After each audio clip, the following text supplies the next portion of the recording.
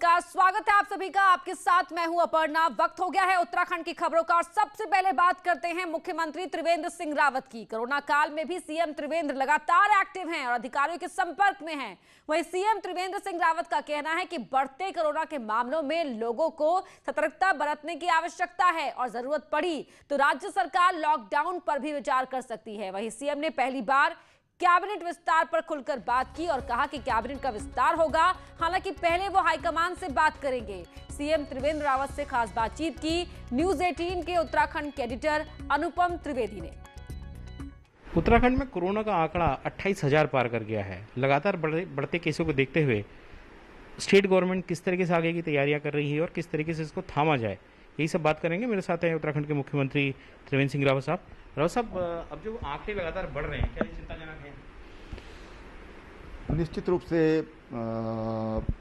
जिस तरह से पिछले 5-7 दिनों में कोविड केसेज बढ़े हैं, तो एक्स्ट्रा हमको अवेयरनेस की ज़रूरत है। ये भी है कि जो हम टेस्टिंग हमारी बढ़ी है, उसके कारण भी स्वाभाविक रूप से केसेज बढ़ रहे हैं। लेकिन हाँ, इसमें हमको बहुत सावधान और सतर्क रहने की आवश्यकता है और इसमें आम आदमी को सतर्क होना होगा, आम आदमी को जागरूक होना होगा, तभी हम इसको नियंत्रित कर सकते हैं। सरकार की तरफ से हमारी पूरी तैयारियां चल रही हैं। हमने प्राइवेट अस्पताल को भी वेंटिलेटर उपलब्ध कराए हैं, कराने के आदेश किए हैं, ताकि आवश्यकता पड़ने पर अगर वेंटिलेटर की ज़रूरत पड़ती है तो उनका इस्तेमाल हो सके। हर किसी अस्पताल की अपनी एक लिमिट है और चाहे एम्स हों या हमारे डिस्ट्रिक्ट हॉस्पिटल हों, मेडिकल कॉलेज हों, कुछ जगह सैचुरेशन परिस्थिति आई है तो हम उनको और अपने वेंटिलेटर उपलब्ध करा रहे हैं। हमारी कोशिश रहेगी कि किसी तरह की दिक्कत ऐसे जो गंभीर प्रवृत्ति के जो पेशेंट हैं उनको न हो।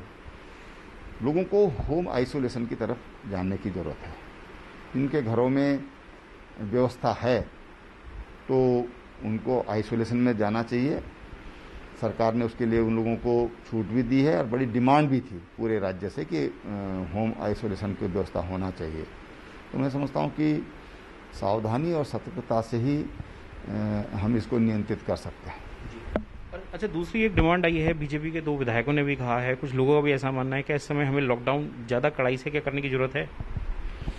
देखिए, अभी जो आरसीएमआर हो, स्वास्थ्य विभाग हो, उनकी तरफ से जो एडवाइजरी जारी होती है, हम उसी को फॉलोअप करते हैं, क्योंकि कोई विधायक या मिनिस्टर एक्सपर्ट नहीं है और इसलिए विशेषज्ञों की राय के आधार पर हम इस पर आगे बढ़ते हैं।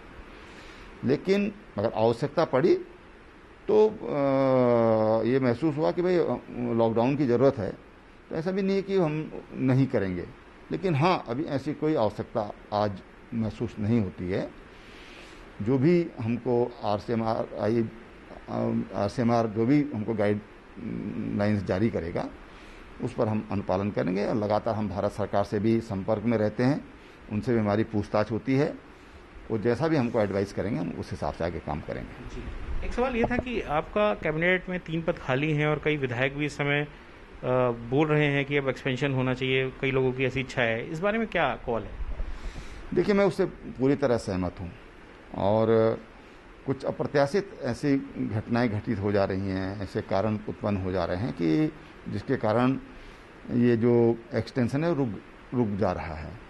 क्योंकि जब कोविड प्रारंभ हुआ था उस समय हमारी बातचीत हो चुकी थी और उसकी पूरी तैयारी हो गई थी, लेकिन तब तक अचानक कोविड के कारण हमारी प्राथमिकता कोविड हो गई कि हमको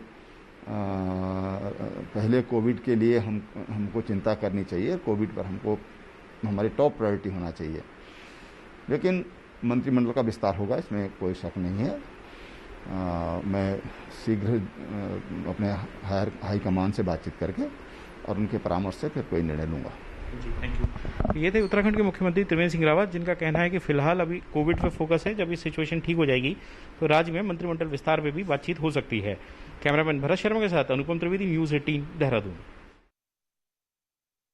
बंशीधर भगत को एक बार फिर अस्पताल में भर्ती कराया गया है। कमजोरी महसूस होने के बाद भगत को दून अस्पताल में एडमिट किया गया। कोरोना से ठीक होने के बाद 8 सितंबर को भगत को अस्पताल से डिस्चार्ज किया गया था, लेकिन अब कमजोरी होने पर फिर एडमिट किया गया है। हालांकि डॉक्टर्स का कहना है कि भगत की हालत नॉर्मल है।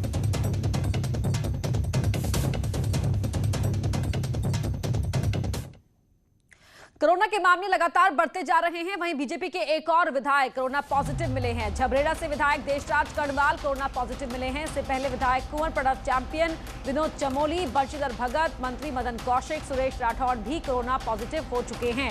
अब एक और विधायक के कोविड-19 के पॉजिटिव होने की जानकारी मिली है। झबरेड़ा से विधायक हैं देशराज कर्णवाल, अब उनके कोरोना संक्रमित होने की जानकारी मिली है।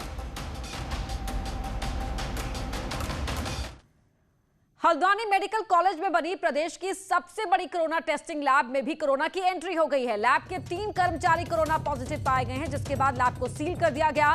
लैब कंप्लीट सैनिटाइजेशन के बाद ही जांच के लिए खोली जाएगी। कुमाऊं के सभी जिलों के सैंपल हल्द्वानी ही लाए जाते हैं और यहीं पर जांच होती है। लिहाजा हल्द्वानी लैब का बंद होना खासी परेशानी बढ़ा सकता है। वहीं बुलेटिन में अब बात छात्रों से जुड़ी खबर की। उत्तराखंड ओपन यूनिवर्सिटी ने एग्जाम टाइम में बदलाव किया है। 14 तारीख से होने वाले एग्जाम के समय में बदलाव किया गया है। अब सुबह 9:30 के बजाय सुबह 10:30 बजे होगा पेपर। तो दूसरी शिफ्ट के एग्जाम टाइम में भी बदलाव किया गया है। 1 से 3 बजे के बीच होने वाले एग्जाम को अब 1:30 बजे से लिया जाएगा और ये 3:30 तक चलेगा। वहीं योगा और डिप्लोमा कोर्स के एग्जाम की तारीख बदली गई है।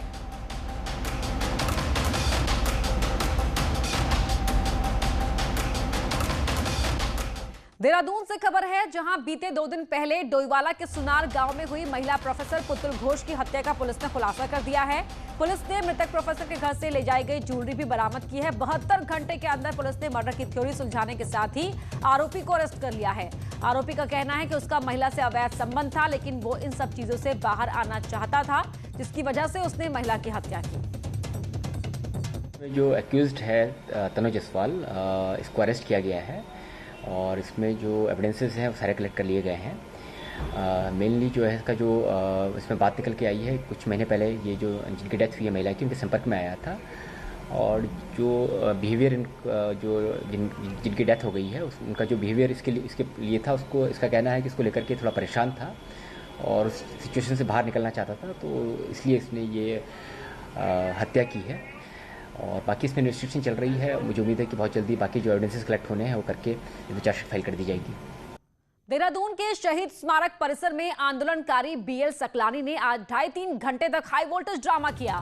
सकलानी परिसर में बने लोहे के जालीदार कमरे में घुस गए और अंदर से ताला लगा लिया। वो एक डब्बे में पेट्रोल भी ले गए और खुद को आग लगाने की धमकी दे रहे थे। बुजुर्ग बीएल सकलानी का कहना था कि लंबे समय से उनकी 2 मांगे थी, जिन पर ना सरकार ने ना प्रशासन ने ध्यान दिया और इसी वजह से उन्हें ये कदम उठाना पड़ा है। वो चाहते हैं कि राज्य आंदोलन का एक संग्रहालय बने ताकि आंदोलनकारियों के संघर्ष के बारे में लोगों को पता चले। साथ ही सकलानी की एक मांग यह है कि राज्य आंदोलन को पाठ्य पुस्तकों में शामिल किया जाए ताकि नई पीढ़ी को भी इसके बारे में पता चले। लेकिन मैं यहाँ की पोल खोल के रहूंगा। मांग मेरी थोड़ी है, मैंने जो मेरे संग्रहालय का निर्माण करा, अस्थायी संग्रहालय मेरे पास मौजूद है। सरकार को केवल बिल्डिंग बनानी है, संग्रहालय बना के मैं दूंगा। मेरे पास सब निशानियां हैं, पूरे उत्तराखंड की निशानियां हैं और सरकार इस ओर कोई ध्यान नहीं दे रही। कचहरी परिसर में शहीद स्मारक है, वहाँ पे कमरे में इन्होंने अपने आप को बंद कर लिया था और इनके पास पेट्रोल व माचिस भी था और इन्होंने प्रयास किया, परंतु पुलिस काफ़ी तत्पर थी। हमारे सीओ सिटी और कोतवाल जो है इंस्पेक्टर कोतवाली, वो मौके पे पहुंच गए थे। फायर की भी टीम हमारी पहुंच गई। कटर से हमने दरवाज़ा तोड़ के जो है इनको सकुशल बाहर निकाल लिया था। कहीं पे भी कोई इस तरह की घटना नहीं होने पाई। प्रदेश कांग्रेस अध्यक्ष प्रीतम सिंह कुमाऊं के दौरे पर हैं। वहीं कांग्रेस के कार्यक्रम में अधूरी तैयारियों पर नेता विपक्ष इंदिरा हृदयेश बुरी तरह से बिफर गई। अपनी ही पार्टी के कार्यक्रम संयोजक से इंदिरा हृदयेश नाराज हो गई। इंदिरा हृदयेश ने कहा कि ना पंखे का इंतजाम है और ना ही कोई दूसरा इंतजाम। उन्होंने कहा कि प्रीतम सिंह भले ही कुछ ना कहें, लेकिन वो जरूर कहेंगी। इंदिरा ने कहा कि जब वो कार्यक्रम करती हैं तो एसी का इंतजाम होता है। उन्होंने संयोजक से कहा कि अगर पद रखते हो तो पद की गरिमा भी रखो। हालांकि इस दौरान प्रीतम सिंह चुपचाप बैठे रहे। क्या पंखे का ये तो नहीं कहेंगे, मैं तो कहूँगी जरूर। नहीं वो ऐसा ना, वो सारा अरे सारा क्या हो रहा है, इतनी गर्मी हो रही है। हम आदि नहीं भैया, हम तो अपने एयर कंडीशन में कराते हैं कार्यक्रम। बैठने को कुर्सी तक नहीं, ये सब खड़े हैं काशीपुर के लोग। हाँ, मैं ऐसे प्रोग्राम पसंद नहीं करती हूँ। नहीं, आप जानो, महानगर अध्यक्ष आपको कोई और नहीं। महानगर कांग्रेस कमेटी के कार्यकर्ताओं से मीटिंग के लिए तो क्या है, अगर बाहर के हमारे साथ क्या 10-12 गाड़ी नहीं आनी चाहिए?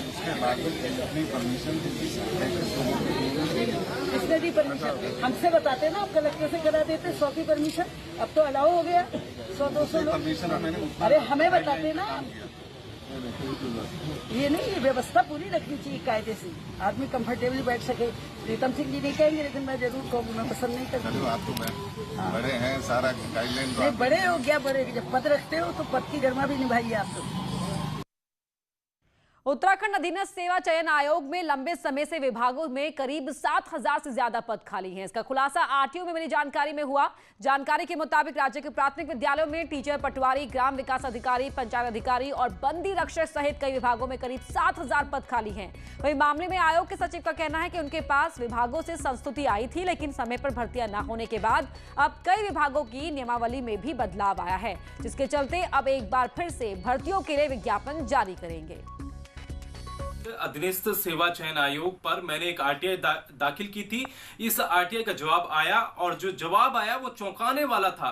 यहाँ पर पता चलता है कि उत्तराखंड में हर विभाग में कई भर्तियों के जो अध्याचन है वो UKSSC के पास पहुंचे थे, लेकिन अब तक उन पर कोई भी भर्ती निकाली नहीं गई। 19 से लेके जुलाई 2020 तक का, उसमें हमारे पास 7000 पदों के अध्याचन आए हैं।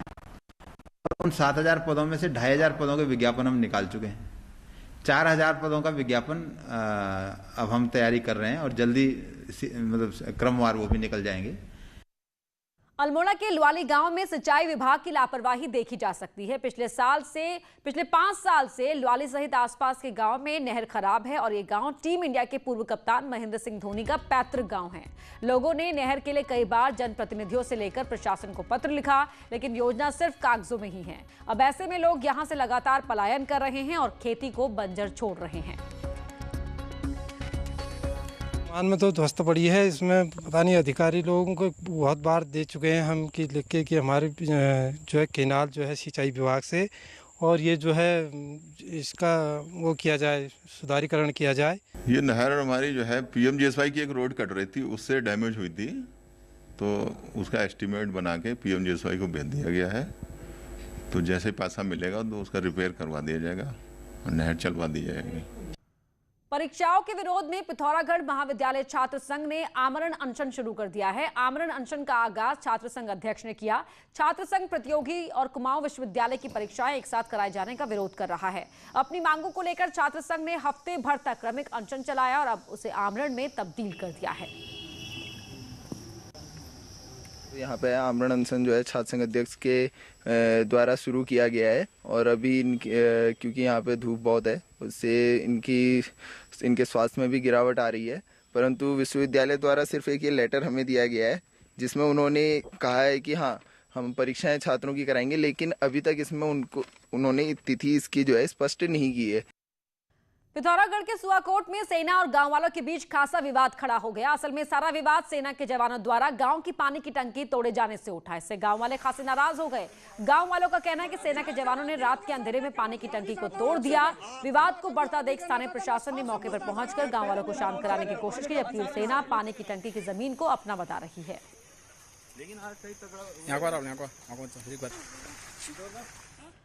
कॉर्बेट टाइगर रिजर्व में पहली बार 15 अक्टूबर से नाइट स्टे शुरू किया जा रहा है। इस बार पार्क के बिजरानी जोन के खुलते ही बिजरानी, ढेला और झरना में डे विजिट के साथ ही नाइट स्टे भी शुरू हो जाएगा। इसकी तैयारियां भी टाइगर रिजर्व प्रशासन की ओर से की जा रही हैं। इससे पहले टाइगर रिजर्व में नाइट स्टे की सुविधा 15 नवंबर को ढिकाला खुलने के बाद शुरू होती थी। हालांकि ढिकाला जोन में पर्यटन 15 नवंबर से ही शुरू होगा। पर्यटन कारोबारियों की मांग है कि बिजरानी, ढेला और झरना में 1 अक्टूबर से डे विजिट और नाइट स्टे शुरू किया जाए। डे विजिट और नाइट स्टे दोनों 15 अक्टूबर से प्रारंभ किए जाएंगे। इसके अलावा ढेला झीरना जोन जहाँ पे डे विजिट पूरे साल चलता है, वहाँ पर भी नाइट स्टे जो है वो 15 अक्टूबर से प्रारंभ किया जाएगा। इसके लिए ऑनलाइन बुकिंग जो है, एडवांस ऑनलाइन बुकिंग वो प्रारंभ कर दिया गया है और राजाजी टाइगर रिजर्व पार्क कैरन क्षेत्र में बसे गांव वालों के लिए जंगली जानवर का खतरा लगातार बढ़ता जा रहा है। मानसून के बाद अब जंगली जानवर खाने की तलाश में बस्तियों का रुख कर रहे हैं, जिससे आए दिन किसान परेशान हैं। रोजाना हाथी, गुलदार और दूसरे जानवर मानव बस्तियों में पहुंचकर आतंक मचा रहे हैं। वहीं वन मंत्री हरक सिंह रावत का कहना है कि हम इन सब घटनाओं को देखकर आपसी तालमेल बनाने की कोशिश कर रहे हैं, जिससे जानवरों और मनुष्यों को रोका जा सके। जीव जंतु और पशु पक्षियों को बचाना तो है ही है, पेड़ पौधों को बचाना हमारा काम तो है ही है, लेकिन इंसान को भी जीवन देना, इंसान के लिए भी तो सकारात्मक सोच होनी चाहिए और तालमेल बैठ के कि भाई जीव इन्वायरमेंट भी रहे, जंगल भी रहे, जीव जंतु भी रहे और इन विकास भी साथ साथ चलता रहे। नई टिहरी नगर पालिका सफाई को लेकर बेहद सतर्क नजर आ रही है। यहां गीला और सूखा कूड़ा अलग अलग नहीं करने पर पालिका ने 49 लोगों को नोटिस भेजा है। डीएम के निर्देश पर गीला और सूखा कूड़ा अलग रखने का अभियान चलाया था और अब इस नियम को नहीं मानने पर नोटिस जारी किया गया है।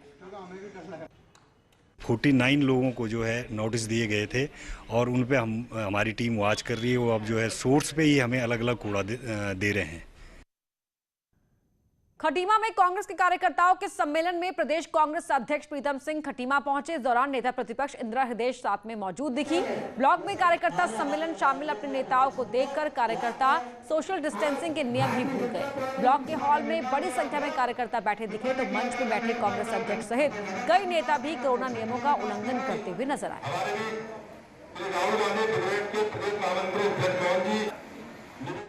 देहरादून पुलिस कार्यालय में स्थित महिला हेल्पलाइन में लोगों का गुस्सा देखने को मिल रहा है। लोगों का कहना है कि काउंसलिंग के लिए तो उन्हें बुलाया जाता है, लेकिन कई कई घंटों उन्हें धूप में इंतजार करना पड़ता है। अक्सर महिला हेल्पलाइन में एक साथ कई लोग जमा हो जाते हैं। ऐसे में कोरोना संक्रमण का फैलने का खतरा भी बढ़ जाता है। इसी को देखते हुए एसएसपी निर्देश दिए हैं कि काउंसलिंग के लिए आने वाले टाइम स्लॉट भी दिए जाए ताकि कोरोना महामारी में अनावश्यक भीड़ महिला हेल्पलाइन में ना लगे। वहीं अब काउंसलिंग की प्रक्रिया को सुबह 8 बजे से शुरू कर दिया जाएगा। हमें जो आज का 12 बजे का टाइम दिया था, हम 11 बजे करीबन पहुंच गए थे यहाँ पे टाइम पे। तो हमको सब अंदर बैठे थे, हमको सबको बाहर बिठा दिया है। कहा कि जिसका केस है वही अंदर बैठेगा ना। यहाँ पे पानी की व्यवस्था है सही से। हम या तो हमें टाइम दे दो, अगर इस समय आ जाओ हम उस समय आएंगे। हम खाना भी तो खाएंगे, इतनी दूर से आए हम लोग, हमें बड़ी समस्या हो रही है। हम लोग प्रयास कर रहे हैं कि कोरोना का संक्रमण जिस तरह से फैल रहा है उसको देखते हुए एसओपी के हिसाब से हम लोग काम करें और उसमें डायरेक्शन दिए गए हैं जो महिला हेल्पलाइन इंचार्ज हैं कि संक्रमण से बचाव के लिए जो भी प्रिकॉशंस लिए जाने हैं, न केवल पुलिस जो कर्मचारी हैं उनको बचाव के लिए, बल्कि जो काउंसलिंग के लिए लोग आ रहे हैं उनको भी किसी प्रकार से संक्रमण न फैल पाए। उत्तरकाशी में यमुनोत्री नेशनल हाईवे पर ओजरी डाबरकोट के पास 400 मीटर भूस्खलन जोन एरिया 2017 से एक्टिव है, जिस पर लाखों सिर्फ मलबा हटाने के नाम पर खर्च हो रहे हैं, लेकिन अब तक स्थायी समाधान नहीं निकल पाया। जिला प्रशासन की माने तो यहां 700 मीटर के एरिया में टनल बनने का प्रस्ताव सरकार ने पास किया है, लेकिन अभी तक कोई काम न होने से यमुनोत्री धाम में नेशनल हाईवे बीते 3 साल से निर्माण कार्य अधर में लटका हुआ है।